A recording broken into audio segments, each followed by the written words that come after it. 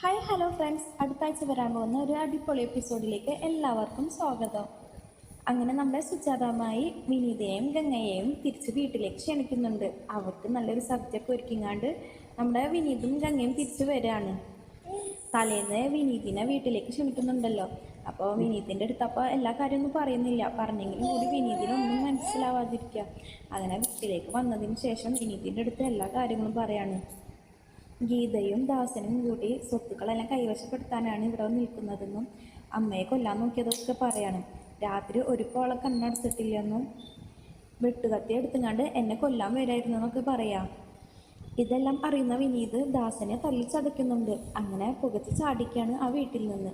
ദാസനും ഗീതയും പൊന്നും കൂടെ ആ വീട്ടിൽ നിന്ന് ഇറങ്ങുന്നുണ്ട്. അപ്പോൾ പോകുമ്പോൾ ഗീത ആണെങ്കിൽ നമ്മുടെ സുജാതമ്മയെ ഒരുപാട് ചീത്തൊക്കെ വിളിക്കാം. അങ്ങനെ വിനീതും ഗംഗയും കൂടി ആ വീട്ടിൽ തന്നെ താമസിക്കാണ്. അതേസമയം നമ്മുടെ കാവേരി നിവിനെയും കൂട്ടി എല്ലാ സത്യങ്ങളും കണ്ടുപിടിക്കാൻ ഇറങ്ങാണ്.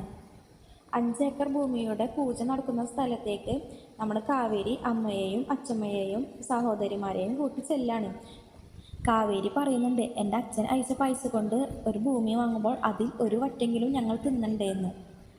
ഇതൊക്കെ കേൾക്കുമ്പോൾ നമ്മുടെ ജയബാലന് ആകെ ഒരു അടിയാവാണ്. നിങ്ങൾക്ക് ഈ വീഡിയോ ഇഷ്ടപ്പെടുകയാണെങ്കിൽ ലൈക്ക് ആൻഡ് ഷെയർ ചെയ്യുക, കൂടെ സബ്സ്ക്രൈബും ചെയ്യുക. Thank you.